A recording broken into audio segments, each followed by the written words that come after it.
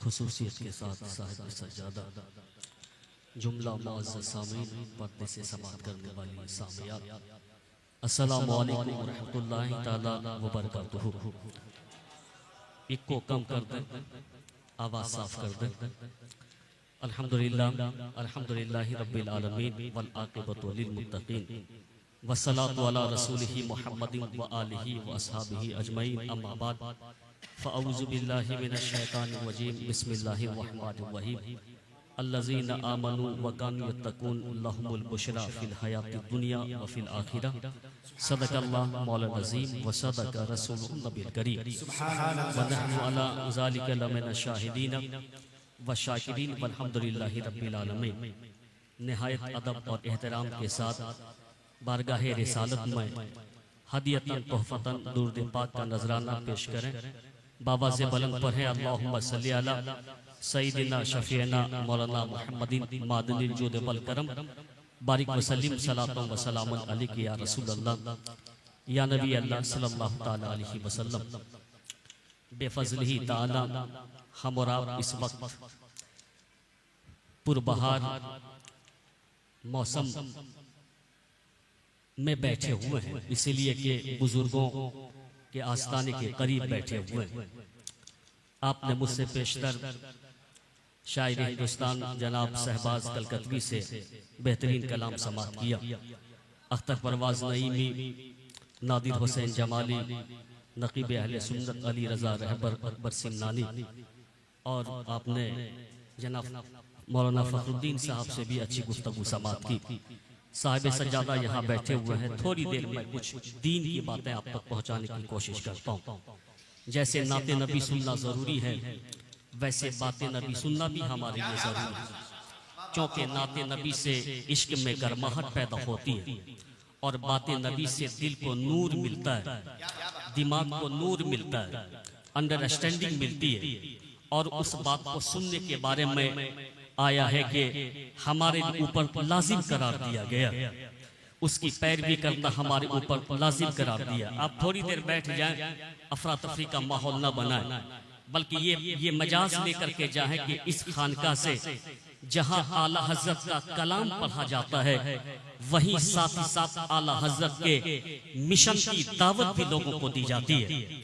इस खानका से जहां आला हजरत के कलाम से लोगों के दिलों को मुनव्वर किया जाता है, वहीं आला हजरत के मिशन से और उनके मसलक से लोगों को रोशनास कराया जाता है, लोगों को आगाह किया जाता है, उसके मसलक पे चलने की तालीम लोगों को दी जाती है। इसीलिए थोड़ी देर आप गुफ्तगू को भी समाअत कर लें, फिर मेरी तकरीर खत्म हो जाएगी। आपने मुस्तफ़ा जाने रहमत की नाते पाक समाअत की और आपका दिल गदगद हो गया। जाहिर सी बात है कि दुनिया की बात सुनने पर दिमाग और दिल बोझल होता है, लेकिन सरकार की बात सुनने के बाद दिमाग और दिलों को रोशनी मिलती है, तवानाई मिलती है, रूह को ग़िज़ा मिलती है। इश्क या मुस्तफ़ा का इश्क बेदार होता है, वो इश्क जो हर मर्ज और अलम और रंज की दवा है। वो इश्क हमको मिलता है नाते पाक सुनने से। इसलिए मैं कहना चाहता हूँ कि इस वक्त हम खानकाहे रियाज़िया में बैठे हुए हैं। ये अल्लाह वाले का दर है। जैसे मस्जिद खुदा का घर होता है, वैसे खानका अल्लाह वाले का दर होता है। मजार उसकी बारगाह हुआ करती है। मस्जिद देखने के बाद फौरन दिमाग में ये आता है ये इबादत की जगह है, और खानका देखने के बाद फौरन ये दिमाग में आता है कि यहाँ से दिल और दिमाग को रोशन करने की ये जगह है।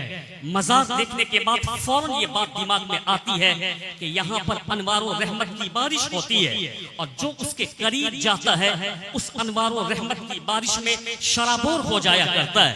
मैं आप देख रहे हैं कि मेरे सर के ऊपर में पंखा चलता है। ये पंखा इसीलिए चला दिया गया कि यहाँ उलमा किराम बैठेंगे, वो हमारे मुकर्रम है, वो हमारे मुअज़्ज़म है, वो आलिम दीन है, जिसका चेहरा देखना भी मुस्तफ़ा ने फरमाया कि उनके चेहरे को देखने के बाद नेकी मिलती रहती है। आलिम बाअमल के चेहरे को देखना, हुजूर ने कहा कि मेरी ज़ियारत करना है। ये फैन इसलिए लगा दिया गया कि यहाँ आलिम रब्बा, यहाँ आलिम दीन बैठेंगे, यहाँ नाइबीन मुस्तफ़ा बैठेंगे। अब जब कोई शायर खड़े होकर के वो यानी पैसा देता है इनाम के तौर पर और वो यहाँ आते हैं तो उनको भी इस पंखे की हवा लगती रहती है।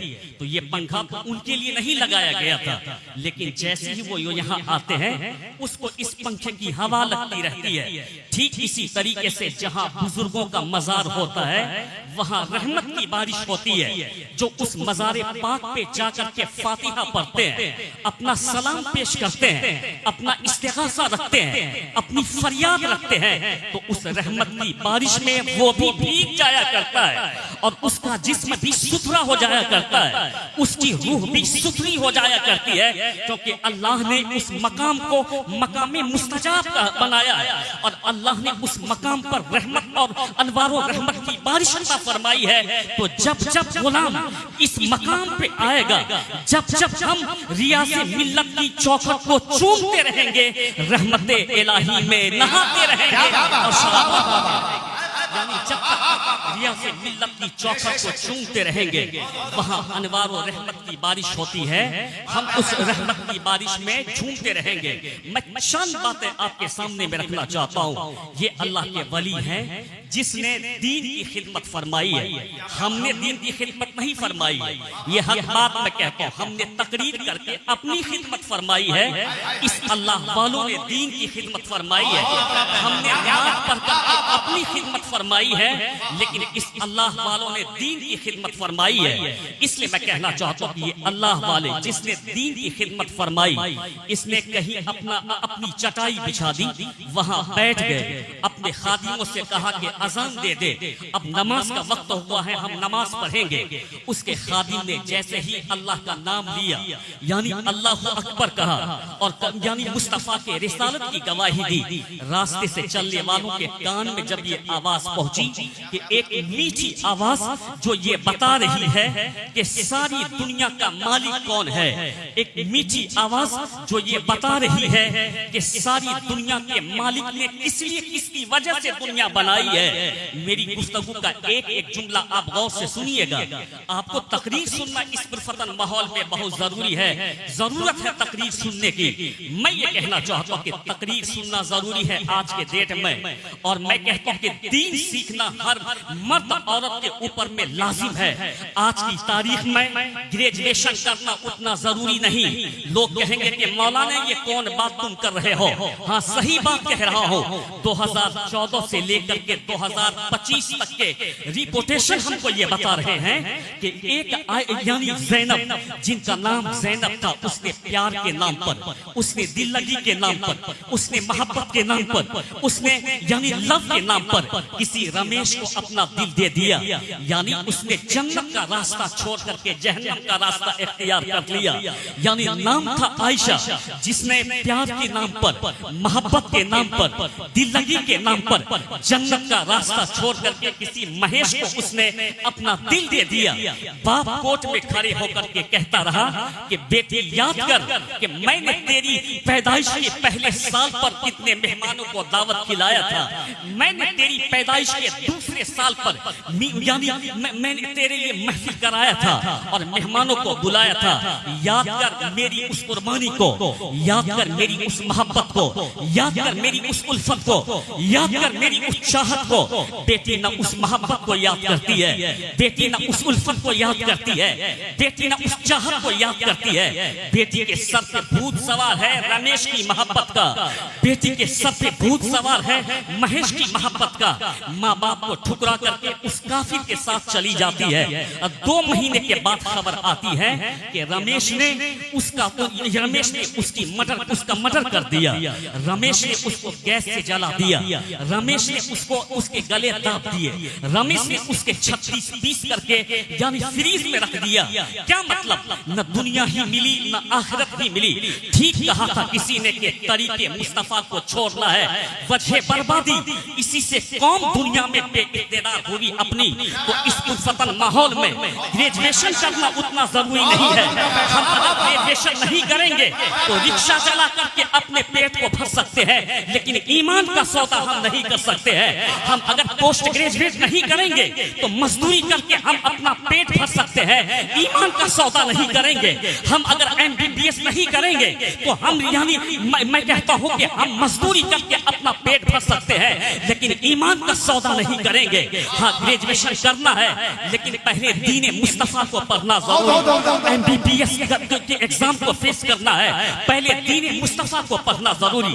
तेरे पैगंबर ने 1400 साल पहले न कहा था। हुजूर की एक हदीस सुनिए, सरकार कहते हैं तलबुल इल्म फरीदतुन अला कुल्ली मुस्लिम व मुस्लिमा, इल्म का हासिल करना हर मुसलमान मर्द औरत पे फर्ज करार दिया। इसको कम कर दीजिए आप, ताकि बातें लोगों को समझ में आए। यानी इल्म का हासिल करना हर मुसलमान मर्द औरत पे फर्ज करार दिया। इस हदीस का मतलब क्या है कि हर आदमी को मुफ्ती बनना फर्ज करार दिया? क्या इस हदीस का मतलब यह है कि हर आदमी को मौलाना बनना फर्ज करार दिया? नहीं।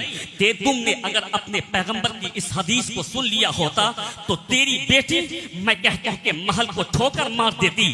कहती कि इस महल की क्या औकात जो मेरे ईमान का सौदा कर सके, इस दौलत की क्या औकात जो मेरे ईमान का सौदा कर सके, इस दुनिया की क्या औकात जो मेरे ईमान का सौदा कर सके। मेरा ईमान अनमोल है जिसका कोई जवाब नहीं, जिस ईमान की वैल्यू यानी मैं जिस ईमान की वैल्यू बिलाल ने, हजरत बिलाल ने तपती हुई रेत पे सोकर के उमैया से कहा था कि यानी ईमान की कीमत, ईमान इतना सस्ता नहीं है जो तेरे कोरे की वजह से मैं छोड़ दूं। ईमान इतना सस्ता नहीं है जो मैं इस तपती हुई रेत की वजह से छोड़ दूं। ईमान इतना सस्ता नहीं है कि मैं तेरी डर से इसे छोड़ दूं। तो ईमान मेरा इस कदर कमजोर हो गया कि कोरे की वजह से ईमान नहीं छूट सका। अभी जिस फिलिस्तीन की बात हर शायर हर मुकर्रिर करता है, हम लोगों पे मुसीबत आती है, ये मैं सच्ची बात कहता हूँ। एक बेटा अगर जवान मर जाए, 40 दिन तक नमाज हमारी छूट जाती है। एक जवान बेटा हमारा मर जाए, 40 दिन तक मस्जिद हम नहीं आते हैं। लेकिन फिलिस्तीनियों का ईमान किस कदर मजबूत है। अगर फिलिस्तीन वाले कहे इजराइल से कि तुम अपना सारा खजाना मुझको दे दो और मैं तेरे मजहब को कबूल कर लेता हूं, तो इस्राइल फौरन अपना सारा खजाना दे करके उसकी गुलामी करेगा। लेकिन उसका ईमान कितना स्ट्रांग है, वो कहते हैं कि मेरा ईमान इतना स्ट्रांग है कि तेरा बारूद मेरे ईमान को पिघला नहीं सकता है। मेरा ईमान इतना स्ट्रांग है कि तेरा फाइटर जेट मेरे ईमान की नींव को नहीं हिला सकता है। मेरा ईमान इतना स्ट्रांग है कि यानी तेरा एटम बम मेरे ईमान की ईंट को हिला नहीं सकता है। मेरा ईमान इतना स्ट्रांग है कि दुनिया की तमाम काफिरों की ताकत आ जाए, मेरे ईमान की नींव को नहीं हिला सकता। तो फिलिस्तीन का बच्चा कहता है कि तेरी नजर मालो दौलत पे है, लेकिन मेरी नजर तो करबला के इमाम पर है, जिस इमाम ने हमको 1400 साल पहले पैगाम दिया था। ये अली असगर मैंने इस्लाम के नाम कर दिया, ये अली अकबर मैंने इस्लाम के नाम कर दिया, ये औनो मोहम्मद मैंने इस्लाम के नाम कर दिया, ये कासिम मैंने इस्लाम के नाम कर दिया, मैंने ये पूरा कुंबा इस्लाम के नाम कर दिया।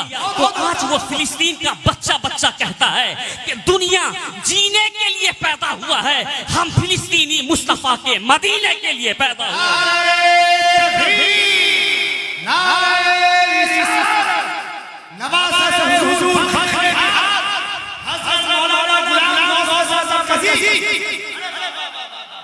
आज बच्चा कहता है कि दुनिया जीने के लिए पैदा हुई है, लेकिन ये फिलिस्तीन का बच्चा मुस्तफ़ा के मदीना के लिए पैदा हुआ है। यार मदीने का दीदार करना आसान है, मदीने के नाम पे अपनी जान कुर्बान करना आसान नहीं है। यानी खाने काबा का तवाफ करना आसान है, लेकिन उस खाने काबा की अजमत पर, तकद्दुस पर अपनी जान कुर्बान करना आसान नहीं है। ये काम आज फिलिस्तीन के लोग करके दिखा रहे हैं। अल्लाह की कसम, रूए जमीन पर अगर आज सारे लोगों के ईमान को तराजू के एक पल्ले में रखा जाए और फिलिस्तीन वालों के ईमान को तराजू के दूसरे पल्ले में रखा जाए, तो फिलिस्तीन वाले का ईमान सारे लोगों के ईमान पे गालिब आ जाएगा। आज की तारीख में ये बात मैं कह रहा हूँ, यानी उसका ईमान सारे लोगों के ईमान पे गालिब आ जाएगा। वो फिलिस्तीन वाले हैं, इंशाअल्लाह उसका खून बहाया नहीं जाएगा। जालिमों का तो वक्त आना ही आना है, उनका वक्त तो आ ही के रहेगा।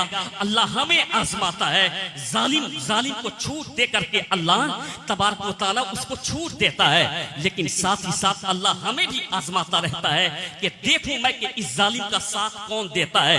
आजकल नाम निहाद यानी मुस्लिम के हुक्मरां, मैं उसको मुसलमान नहीं समझता, वो मुसलमान भी नहीं है। इमाम अहले सुन्नत ने 100 साल पहले कहा, इसलिए कि खानकाहे रियाजिया का ये इम्तियाज है। उनका बच्चा बच्चा बबांगे दोहल पुकार करके कहता है, डाल दी कल्ब में अजमत मुस्तफा सैयदी आला हजरत पे लाखों सलाम। इस खानका का ये इम्तियाज है कि जिसका बच्चा बच्चा पुकार करके कहता है, डाल दी कल्ब में अजमत मुस्तफा सैयदी आला हजरत पे लाखों सलाम। तो मैं उन नाम निहाद को मुसलमान मानता ही नहीं, ना वो मुसलमान है। सरकार आला हजरत ने ना कहा था 100 साल पहले, सूना जंगल रात अंधेरी छाई बत्ती काली है, सोने वाले जागते रहियो चोरों की रखवाली है। मैं कहता हूं कि ये रियाज़ मिल्लत का दरबार है। वली के आस्थाने पर बाअदब आया जाता है, अकर के नहीं आया जाता है। बाअदब वली के आस्थाने पे आया जाता है और फिर उनके आस्थाने से पहले ही चप्पल खोल दी जाती है। खुद आला हजरत ने लिखा है कि जब भी किसी वली की बारगाह में जाओ तो उनके मज़ारे पर, उनकी कब्र अनवर से 4 हाथ दूर रहना, ये तेरे अदब के लिए जरूरी है। और वहां खड़े होकर के निहायत गुलामों की तरह हाथ बांध करके अल्लाह से उनके वसीले से मांगना, रब तुझको अता फरमाएगा। ये अदब सरकार आला हजरत ने खुद फतवा रज़विया में हमको बताया है कि कैसे मज़ारे पाक पे जाना चाहिए। तो इस मज़ारे पाक पर यानी अदब के साथ जाया जाता है, यही तरीका हमको बताया गया है। अब कोई ये कहे कि इस मज़ार का अदब नहीं करना चाहिए, तो उससे बड़ा खबीसुल नफ्स कौन हो सकता है, उससे बड़ा रज़ील कौन हो सकता है। वो मुस्तफ़ा की बारगाह जिसका कोई जवाब नहीं है, जहां जिब्रील भी आते वक्त अदब का ख्याल करते हैं, जहां मीकाईल भी आते वक्त अदब का ख्याल करते हैं, ये मुस्तफ़ा की बारगाह है। कुरान कहता है, ला तरफऊ अस्वातकुम फौक़ सौती नबी, यानी नबी की आवाज के ऊपर आवाज को बुलंद करना भी तेरे ऊपर जायज नहीं है। तो मुस्तफ़ा की बारगाह में एक आदमी, एक आशिक रसूल जब भी जाता है, बल्कि हमारे इमाम ने कहा, मैं तो उसको इमाम इश्क व मोहब्बत की पूरी दुनिया कहती है। वो आला हजरत की ये खासियत है। बहुत सारे इमाम गुजरे हैं दुनिया में, कोई जवाब नहीं। कोई फलसफा के इमाम, कोई रियाजी के इमाम, कोई मंतिक के इमाम, कोई यानी मैं कहता हूँ कि नहव के इमाम तन्हा ज़ात अहमद रजा खान फाज़िल बरेलवी की है, जिसको सारी दुनिया कहती है इमाम इश्क व मोहब्बत। इश्क व मोहब्बत के इमाम का नाम सरकार आला हजरत है। यानी नहव के इमाम भी हैं आप, लेकिन इमाम इश्क व मोहब्बत दुनिया आपको कहती है। क्यों कि उस कब्र में जब बंदे को रखा जाता है, वहां कोई फलसफा काम नहीं आता, नबी का इश्क काम आता है, इसीलिए इमाम इश्क व मोहब्बत कहा जाता है। तो सरकार आला हजरत इश्क के इमाम ने हमें क्या कहा, हरम की जमीन और कदम रख के चलना। अरे सर का मौका है और जाने वालों, यहाँ सर का मौका है और जाने वालों, हरम की जमीन और कदम रख के चलना। अरे सर का मौका है और जाने वालों, तो वो हरम की जमीन है। तो वहाँ लोग निहायत अदब से जाते हैं, चाहे वो खाने काबा के पास जाएं, चाहे हजरे अस्वद के पास जाएं, मकाम इब्राहिम के पास जाएं, मीना में जाएं, अरफात में जाएं, मुस्तल्फा में जाएं, उसे वादी हरम कहा जाता है। और उन सबसे बढ़ के मुस्तफ़ा के रोजे पे जाएं, खाने काबा से भी बड़ा मकाम वो मुस्तफ़ा का रोजा है। इमाम कहते हैं कि हाजियों आओ शहंशाह का रोजा देखो। अरे काबा तो देख चुके हो, काबे का काबा देखो। तो सारी दुनिया का किबला वो काबा है, लेकिन काबे का भी काबा मुस्तफ़ा जाने रहमत है। इमाम कहते हैं कि हाजियों आओ शहंशाह का रोजा देखो। काबा तो देख चुके हो, काबे का काबा देखो। वो मुस्तफ़ा जाने रहमत का रोजा है। तो जब भी गुलाम वहां जाता है, तो गुलाम वहां निहायत अदब के साथ जाता है, क्योंकि गुलाम को अदब के साथ जाना है। अदब के साथ हाथ बांध करके, चाहे हमारे शहबाज कलकतवी साहब हो, या अख्तर परवाज साहब हो, या अली रजा रहबर साहब हो, ये सारे लोग वहां हाथ बांध करके कहते होंगे, मुस्तफ़ा जाने रहमत पे लाखों सलाम, शम्ए बस में हिदायत पे लाखों सलाम। ये सारे लोग वहां हाथ बन करके कहते होंगे कि वह सुबह लालाजार फिरते हैं, तेरे दिन ए बहार फिरते हैं। ये सारे लोग वहां हाथ बांध करके कहते होंगे। और जब वहां से लौटता है एक आशिक तो उल्टे कदम लौटता है। ये कीमती बात नौजवानों नोट कर लो इस उर्स के जरिए। अब ज्यादा तकरीर लंबी नहीं होगी, बस इस पॉइंट को पूरी कर देता हूँ, फिर उसके बाद बात तमाम कर देता हूँ। तो एक आशिक जब मुस्तफा के रोजे पे जाता है, वहां निहायत अपने सर को झुका करके हाथ बांध करके अदब से सलाम पढ़ता है और उल्टे कदम लौट करके आता है। जैसे ही लौट करके आता है, वहां लाल धुमाल के कुछ मौलवी, ये मुजफ्फरपुर के मुजफ्फर लाल धुमाली, लोगों को रोक करके पूछते हैं कि तुम जो रोजे नबी पे गए और तुम वहां से लौट करके आए, उल्टे कदम क्यों लौट करके आए? तुम ये बताओ कि ये किस किताब में लिखा हुआ है, इसका हवाला कहाँ लिखा हुआ? मैं उन तमाम लाल धुमालियों से पूछता हूँ, शर्म तुमको नहीं आती है जो अमेरिका फिलिस्तीन के बच्चों के खून बहाने के लिए इजराइल को यानी बारूद देता हो, जो अमेरिका यानी फिलिस्तीन की माओ को मारने के लिए इजराइल को बारूद देता हो, और उसका वो मनहूस प्राइम मिनिस्टर और दावे के साथ गुलाम गौस रजा कादरी कहता है कि दुनिया में तब तक अमन नहीं आ सकता जब तक कि अमेरिका कमजोर नहीं हो जाए। यानी जब तक अमेरिका कमजोर न होगा और उमर फारूक आजम का कोई गुलाम सलाहुद्दीन की शक्ल में और कहता हूं मोहम्मद बिन कासिम की शक्ल में दुनिया में नहीं आ जाता, तब तक दुनिया में अमन नहीं आ सकता है। अमन का वाहिद रास्ता है मुस्तफा की गुलामी को इख्तियार करना पड़ेगा, उसके अलावा अमन आ ही नहीं सकता है। मैं आपसे कहना चाहता हूं कि जब लौट करके आता है तो उससे वो मौलवी पूछता है कि तुम जो उल्टे कदम लौट करके आए, ये कहाँ लिखा हुआ है?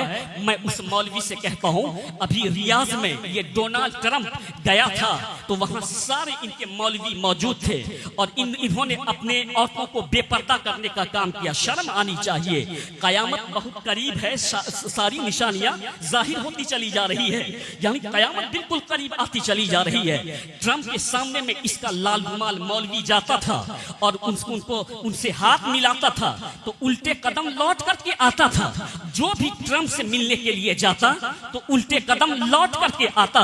तो मैं उन लाल रुमाल मौलवी से पूछना चाहता हूं कि मुस्तफा की बारगाह से उल्टे कदम लौटने पर तुमने मुझसे हवाला मांगा, ट्रंप के पास से उल्टे कदम लौटने पर यह हवाला कहां है? तुम मुझको दिखा दो। ये किस किताब में लिखा हुआ है? तुम मुझको दिखा दो। मैं ये कहना चाहता हूं कि सुन्नी सिर्फ हवाला देना नहीं जानता है, हम हवाला सिर्फ देना नहीं जानते हैं। और याद रखो नौजवानों, इन लाल रुमालियों को हवाले की जरूरत नहीं है, अब सुन्नियों के जूते की जरूरत है इन लाल रुमालियों को। अब हम तुमको हवाला नहीं देंगे, हम तुमको जूता देंगे। और साबित हो गया कि तुम सारे नस्ली मुल्ला वहाबी ट्रंप के गुलाम हो। हम आला हज़रत की ज़बानी कहते हैं, उन्हें जाना उन्हें माना, न रखा गैर से काम, लिल्लाहिल हम्द में दुनिया से मुसलमान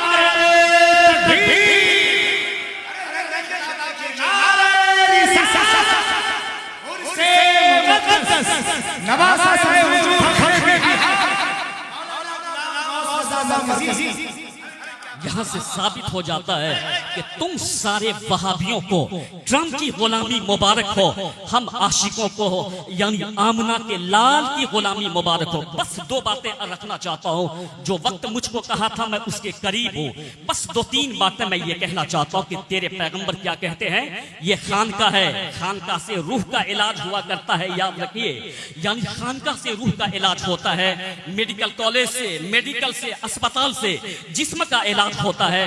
बुखार है तो आप यानी हॉस्पिटल जाइए, बुखार है तो आप क्लिनिक पे जाइए, पेट में दर्द है तो आप क्लिनिक पे जाइए, आपके अकीदे में कुछ खराबी हो तो शहबाज मिल्लत के पास आइए, आपके ईमान में अगर कुछ कमजोरी हो तो मैं कहता हूं कि साहिब सज्जादा के पास आइए। तो दुनिया का मेडिकल यानी जिस्म का इलाज करता है, ये खानका रूहों का इलाज किया करती है। तो खानका में आया जाया करो, यहाँ से रूह का इलाज किया जाता है। तो वो हदीस मैंने हुजूर की जो पढ़ी, सरकार कहते हैं तलबुल इल्म फरीदतुन अला कुल्ले मुस्लिम व मुस्लिमा। तो इल्म का सीखना हर मुसलमान मर्द औरत पे फर्ज करार दिया गया। मुफ्ती बनना फर्ज करार दिया नहीं, नहीं।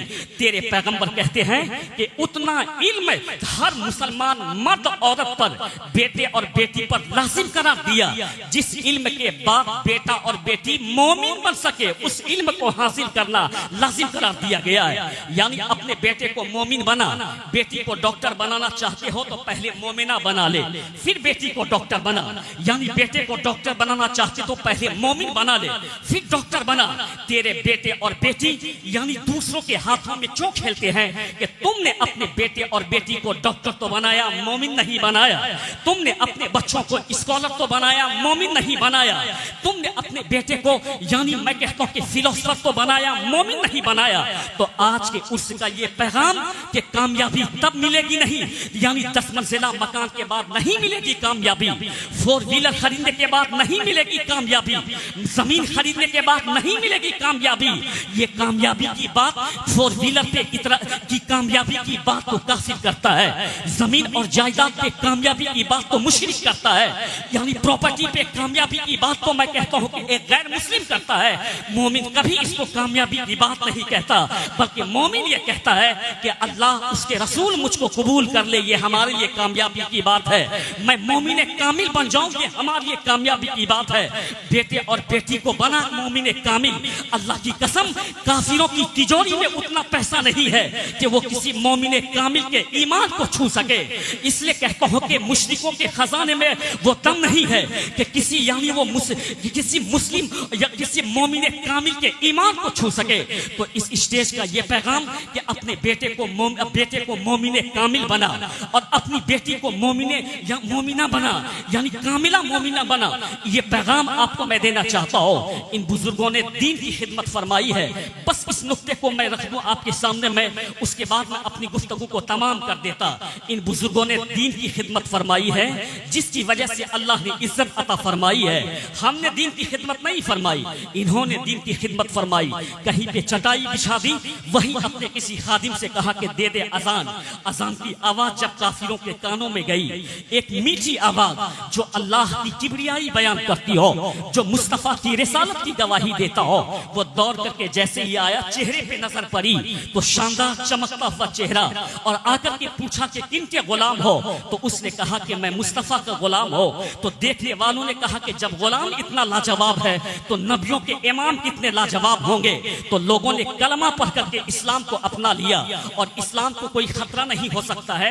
जो अमेरिका और बर्तानिया दुश्मनों को बारूद देता है, रोजाना उसी अमेरिका में डॉक्टर कलमा पढ़ करके मुसलमान हो जाता है। जो बर्तानिया रोजाना बारूद देता है इस्लाम के खिलाफ, उसी बर्तानिया में लोग कलमा पढ़ करके मुसलमान हो जाते हैं। इस्लाम को कोई खतरा नहीं है। ये क्यों हो रहा है? ये अल्लाह ने वादा फरमाया कि महबूब कयामत तब तक नहीं आएगी जब तक कि तेरा कलमा मैं हर कच्चे मकान में दाखिल न कर दो, तेरा कलमा हर पक्के मकान में दाखिल न कर दो। इस्लाम को कोई खतरा नहीं है। बदअमालियों की वजह से हमें खतरा है कि हम बुरे अमाल के इर्तिकाब कर चुके हैं, हमें खतरा है। इसलिए मैं कहना चाहता हूँ इन बुजुर्गों की जिंदगी को इसलिए बयान किया जाता जिसकी जिंदगी मशाले राह है हमारे लिए, जिससे नूर मिलता है हमको, जिससे हमें जीने का तरीका मिलता है। इस बुजुर्गों ने दीन को फैलाया। इस इलाके में फरीदिया सिलसिला एक यानी एक बड़ा सिलसिला है इस इलाके का, और उस फरीदी सिलसिला से हम लोग भी मुंसलिक हैं। खुद मेरे नाना जान जो कि अली के खलीफा के खलीफा है, और उसी को सिलसिले फरीदिया भी कहा जाता है। और करामत ये हुई कि मेरे नाना मुफ्ती आज़म हिंद के खलीफा भी हैं। ये बड़ी अच्छी बात है, मैं आपको सुनाता हूँ। तो आपने जो इस सिलसिले से खिलाफत पाई वो कैसे पाई? बल्कि हुजूर मुफ्ती आज़म हिंद ने ख्वाब में आकर के यूसुफ सा रहमतुल्लाह ताला अलैह से कहा था कि तेरे यहाँ जो यानी कल उससे तेगी होने वाला है, उस उससे तेगी में एक शख्स गुलाम रसूल का वो कटिहार से आएगा। वो अपने इलाके के बहुत बड़े आलिम और आला हजरत के सिपाही हैं। तुम अपनी खिलाफत फौरन उनको पेश कर देना, क्योंकि उनकी जात से दीन की खिदमत को होनी है।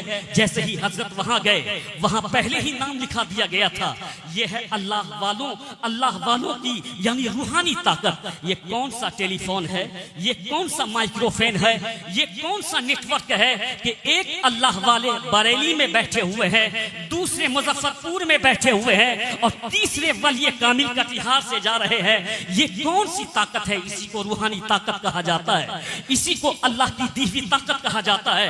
हदीस शरीफ में आया है, हुजूर फरमाते हैं, मा यज़ालु अब्दी यतकर्रबु इलैया बिन नवाफिल हत्ता उहिब्बहु फइज़ा अहबब्तहु कुन्तु समउहु लज़ी यस्मउ बिही व बसरुहु लज़ी युबसिरु बिही व यदहु लती युबतिशु बिहा व रिजलहु लती यमशी बिहा। इस हदीस पाक को सुनिए। इस हदीस पाक, ये हदीस कुदसी है। हदीस कुदसी किसको कहा जाता है? इसी हदीस के जरिए मैं बताऊंगा कि आदमी रहता यहाँ है, मदद करबला से कैसे हो जाती है। आदमी रहता यहाँ है, मदद बगदाद से कैसे हो जाती है। आदमी रहता यहाँ है, मदद किछोचा से कैसे हो जाती है। आदमी रहता यहाँ है, मदद बरेली से कैसे हो जाती है। तेरे पैगंबर फरमाते हैं कि अल्लाह ने ये फरमाया, अल्लाह कहता है कि मा यज़ालु अब्दी यतकर्रबु इलैया बिन नवाफिल हत्ता उहिब्बहु फइज़ा अहबब्तहु। जब कोई बंदा इबादत के जरिए, नवाफिल के जरिए अल्लाह का कुर्ब हासिल कर लेता है तो अल्लाह उससे मोहब्बत फरमाने लगता है। ये उम्दा बात सुन करके जाइए, यानी ये अच्छी बात सुन करके जाइए। इन्होंने अल्लाह की इबादत की तो बदले में अल्लाह ने इनसे मोहब्बत फरमा लिया। ये हदीस का जुमला है, फइज़ा अहबब्तहु। जब अल्लाह उससे मोहब्बत करने लगता है तब अल्लाह कहता है कि कुन्तु समउहु लज़ी, मैं उसके कान हो जाता हूँ, यस्माउ बिही, जिससे वो सुना करता है। यानी जब कोई अल्लाह की इबादत करता है, ख्वाहिशात को अपने पाँव के नीचे में रोक देता है, यानी वो गौसे आजम जिसने ख्वाहिशात को पाँव के नीचे रौन करके मुस्तफ़ा की गुलामी को इख्तियार कर लिया। गरीब नवाज जिसने ख्वाहिशात को पाँव के नीचे में रौन करके यानी अल्लाह मुस्तफ़ा की गुलामी इख्तियार कर ली, तब अल्लाह ने उसको वो मकाम अता फरमाया कि जब कोई उसका हो जाता है, फइज़ा अहबब्तहु, तो मैं उससे मोहब्बत करता हूँ। कुन्तु समउहु लज़ी यस्मउ बिही, मैं उसके कान हो जाता हूँ जिससे वो सुनता है। वह बसरुहु लज़ी युबसिरु बिही, मैं उसकी आँख हो जाता हूँ जिससे वो देखता है। वह आगे आगे आगे हुजूर फरमाते हैं, वह यदहु लती युबतिशु बिहा, मैं उसके हाथ हो जाता हूँ जिससे वो पकड़ता है। वह रिजलहु लती यमशी बिहा, मैं उसके पाँव हो जाता हूँ जिससे वो चलता है। यानी अल्लाह उसके कान हो जाता है। जाहिर सी बात है कि हमारा कान उसका कान बराबर नहीं हो सकता है। जाहिर सी बात है इस हदीस की रोशनी में कि हमारी आंख उनकी आंख बराबर नहीं हो सकती है। जाहिर सी बात है कि हमारी जबान उसकी जबान बराबर नहीं हो सकती है। जाहिर सी बात है कि हमारा हाथ और हमारा कदम उसके बराबर नहीं हो सकता है। मेरी आंख का आलम तो यह है कि इस पर्दे के पीछे मैं नहीं देखता हूँ कि कौन खड़ा है। मेरे कान का आलम यह है कि 1 किलोमीटर की दूरी पे नहीं सुनता हूँ, ये मेरे कान का आलम है।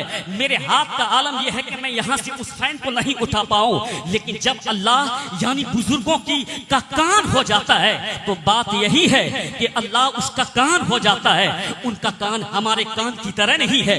अल्लाह ने खुसूसी पावर उनको अता कर दिया, खुसूसी ताकत अता कर दिया। आलम देखना चाहते तो आओ दिखाता हो। गौसे आजम यानी अपनी दरसगाह में बैठ करके पढ़ा रहे हैं। आप पढ़ाते पढ़ाते अपने एक हाथ को उठाते हैं और चादर मुबारक के अंदर आप डाल देते और दूसरे हाथ से गौसे आजम अपने अपने शागिर्दों को सबक देने लगे। कुछ देर के बाद बड़े पीर दस्तगीर रोशन ज़मीर ने जैसे ही अपना हाथ निकाला तो आपके हाथों से पानी टपक रहा था, जैसे कि आपने मशकीजे में पानी डाल दिया हो, जैसे कि आपने किसी बाल्टी में पानी हाथ डाल दिया हो, जैसे कि आपने नदी में हाथ डाल दिया हो।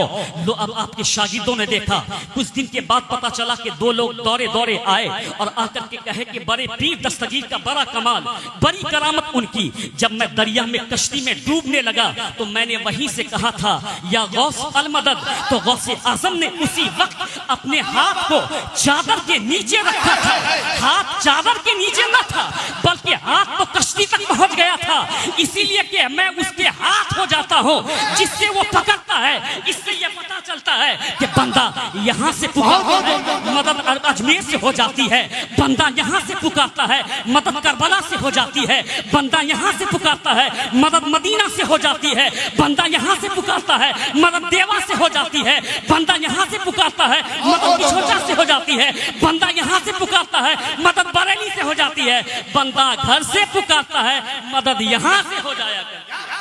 यह है हदीस पाक, जिसे हदीस कुदसी कहा जाता है।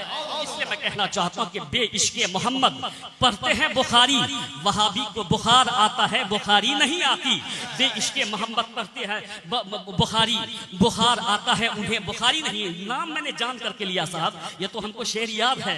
वहाबी को बुखार आता है, बुखारी नहीं आती है। इसलिए मैं कहना चाहता हूँ कि इन बुजुर्गों ने रूखा सूखा खा करके दीन का पैगाम आगे पहुंचाया है। इसलिए अपने बच्चों को दीनदार बनाइए, अपने बच्चों को मुस्तफ़ा का वफादार बनाइए, अपने बच्चों को मुस्तफ़ा जाने रहमत के का आशिक बनाइए। इंशाअल्लाह आप कामयाब हो जाएंगे जब आपका बेटा मुस्तफ़ा का आशिक हो जाएगा, जब आपके बच्चे मुस्तफ़ा जाने रहमत के आशिक हो जाएंगे। जो वक्त मुझको दिया गया था वो टाइम हो चुका है।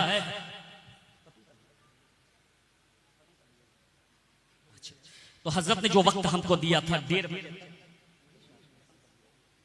तो हजरत के वक्त के मुताबिक 1:30 बज चुका है।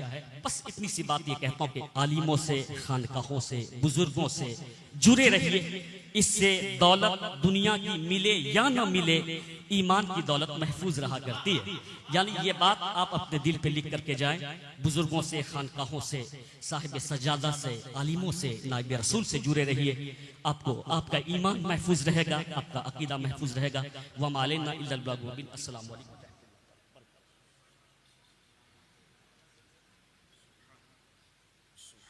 सुभानअल्लाह, दिल को खाके मकीने हिजाज़ी बना दिया।